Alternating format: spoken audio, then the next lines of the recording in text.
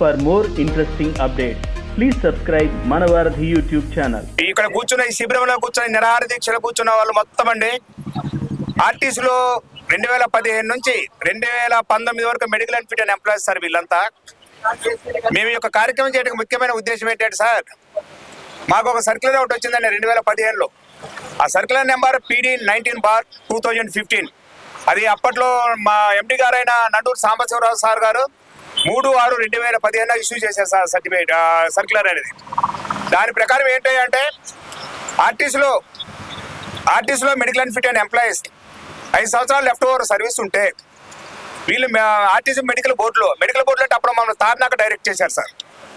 అక్కడ మెడికల్ బోర్డులో సభ్యులు అనగా సార్ గారు ఈడీ లెవెల్లో ఉంటారు సార్. సార్ గారు వాళ్ళంతా 14 మంది సమక్షంలో మమ్మల్ని మెడికల్ పరీక్షలించి మెడికల్ టెస్టులు చేసేసి ఏ ఉద్యోగానికి ఇతను పనికిరాడని నాలాంటి 170 మంది ఏ ఉద్యోగానికి పనికిరాడు, ఇతను భార్యకు కానీ పిల్లలకు కానీ ఉద్యోగాన్ని తీసుకోవడానికి అర్హుడు అని రాసి పంపించేశారు. అది డిపోలకి, మెడికల్ బోర్డు అంటే మాకు పంపారు, డిపోలకు పంపించారు.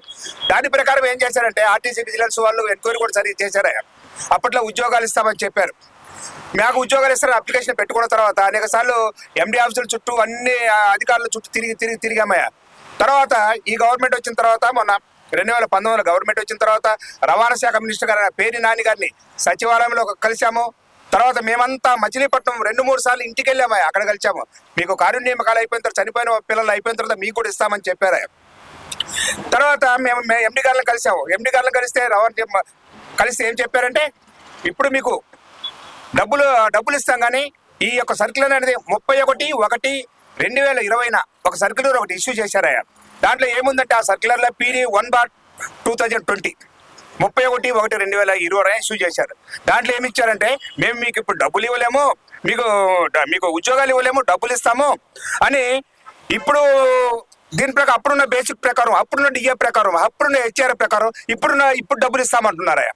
ఇది ఎంతవరకు న్యాయం అండి? మాకు ఈ ఉద్యోగాల కాకు నాలాంటి వాళ్ళు అందరి 170 మంది ఎదురు చూసి ఉద్యోగం వస్తుంది, నా కొడుకు ఉద్యోగం వస్తుంది, నా భార్యకు ఉద్యోగం వస్తుంది, నన్ను బతికిస్తారని సంతోషపడితే తర్వాత ఇవ్వరని తెలిసిన తర్వాత దిగులు పడి వీరయ్య 40 మంది చనిపోయారయ్యా.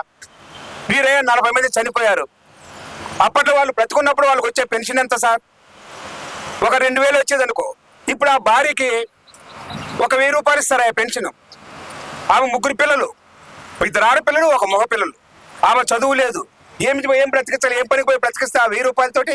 ఇటువంటి దుర్భర పరిస్థితులలో అనేక సార్లు మా మొరని మేము చేయని కార్యక్రమం అంటూ లేదు, కలవని అధికారి అంటూ లేరయ్యా. అందరూ ఎవరు చెప్పినా కూడా మీరు వెళ్ళి సీఎం గారిని కలవమన్నట్టు సీఎం గారిని కలవడానికి సచివాలయం వెళ్ళామయ్యా, క్యాంప్ ఆఫీస్ దగ్గరికి వెళ్ళాము. కానీ మమ్మల్ని అక్కడికి సీఎం గారి దృష్టికి ఎవరు తీసుకెళ్ళట్లేదయ్యా. సీఎం గారి దృష్టికి తీసుకెళ్తే మా సమస్య అనేది ఎన్నో డిపార్ట్మెంట్లకి, అన్ని డిపార్ట్మెంట్కి న్యాయం చేశారండి సీఎం గారు. మీ ద్వారా మా యొక్క సమస్యని సీఎం గారి దృష్టికి తీసుకెళ్తే మా పిల్లలకు ఉద్యోగాలు ఇస్తారని, సీఎం గారు మాకు న్యాయం చేస్తారని మేము నమ్ముతున్నామే తప్పనిసరిగా.